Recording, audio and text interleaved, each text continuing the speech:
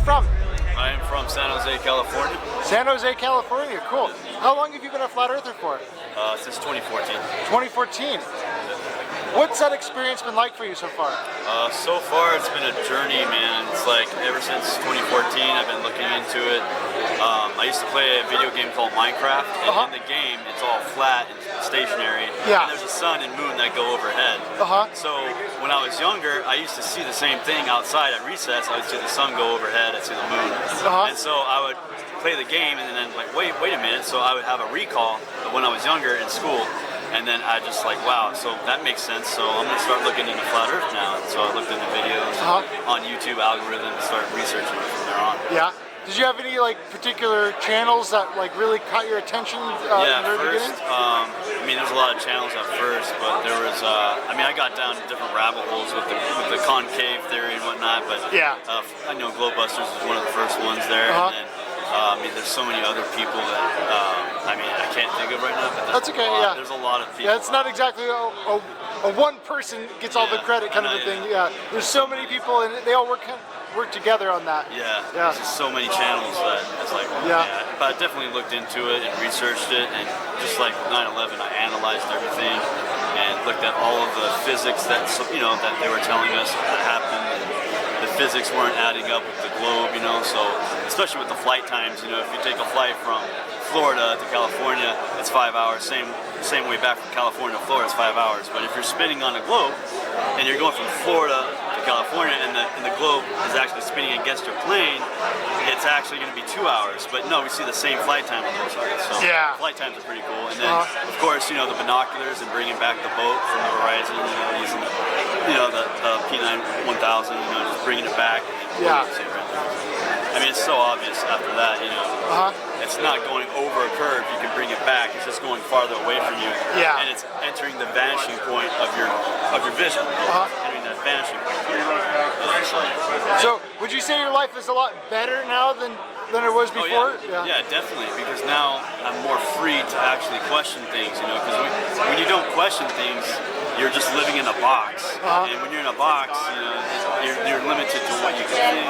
You're aware of the box now, Yeah, because the box is like, it keeps you as like a robot, where it's like, whatever they say, do it. Whatever they say, do it, you know, and that's being in that box, being a robot. It's like you never knew you were in a box, and then all of a sudden, once you see it, you can't unsee it. Right, and you know the box is there. And they use fear to keep people in that box. Because if you're afraid, you'll never question anything. How dare you question such a thing? You'll just believe whatever they tell you.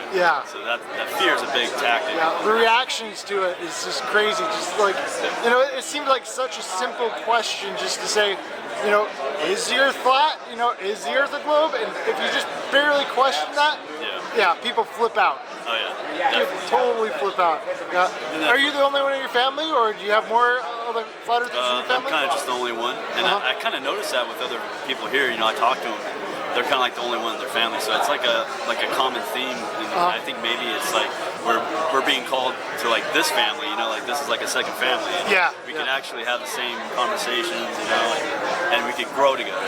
You know? I think that's really important because we can get different perspectives from different people. Like somebody might have a different piece of the puzzle that you don't have, so now you start questioning that and you start being like, okay, I never heard of that before. I'm gonna look into that. You know? So like it's different topics. So do you go to a lot of like Flat Earth meetups in San Jose? No, this is my first meetup. Okay. Flatoberfest. With the clock app, you can find like all kinds of people like right in your area, and so like anyone can set up like a meetup on their own, just like that. And, it's pretty cool. I'm definitely gonna check out the Salton Sea meetup down in Huntington Beach area. They have one down there. I'm gonna check that out. Mark Sargent's over there all the time. I'm gonna have to chech that one out. He's constantly going over to Huntington Beach for that stuff. It's pretty cool. I don't just look at Flat Earth too. I also look into other topics like the Mandela effect. Have you ever heard of that? So the Mandela effect, it's kind of like, so you have Flat Earth and you have the Mandela effect, but they're both trying to answer the same question, like what is this place, what's it made of, what's its shape, how does it function? So with the Mandela effect, like there's like these shifts in this reality that we're living in, but we all remember something a specific way. Like for example, like Chick-fil-A used to be CHIC-FIL-A, and many people remember making jokes about it when they were young and saying chic filet because that's the in thing now, you know, that's the new restaurant, chic. and they make jokes because that's how it was spelled, C-H-I-C. So now in this reality, if you look at the logo history of Chick-fil-A, it's never been spelled C-H-I-C. It's always been C-H-I-C. It's been C-H-I-C-K. So it's never been C-H-I-C, chic. And many people remember making jokes about it as like kids. Yeah. So how can people make, like, how can we have that experience back then, remembering these jokes? Yeah. If it's never been that way, because there's a change in reality and it's happening. It's happening. So there's a lot of theories as to why it's happening, but I usually focus on, you know, just like the reality of the situation and like it's happening. That's the main thing, you know. So that's what I kind of do. I look into residue. So with residue, it's like little cookie crumbs from, you know, like somebody who ate a cookie or a bloody knife from a crime scene, you know. So I look at that and I look at all the residue that backs up our memories of what we experienced. And I mean, the residue goes way back. So, you know, a lot of people say that the Mandela effect is just an internet psyop, you know. It's just people changing stuff on the internet. But like we actually have like physical Bibles, physical VHS tapes that are in our house for years that have been altered because of this phenomenon. And we can go back and check that and see that it has been indeed changed. By who or by what, we don't know yet. We're still trying to figure that out. Just like, you know, like a lot of people are still trying to figure out other stuff about Flat Earth, you know, that we have yet to know. Ice wall and what's beyond it. So same with the Mandela effect, you know, I don't see them as at odds with one another. They're both trying to figure out this reality of what it is. And so I think we can come together and be a stronger team and actually, you know, be one step closer to figuring out what this place is. Yeah. So that's how I feel about that. Yeah. Cool. Cool.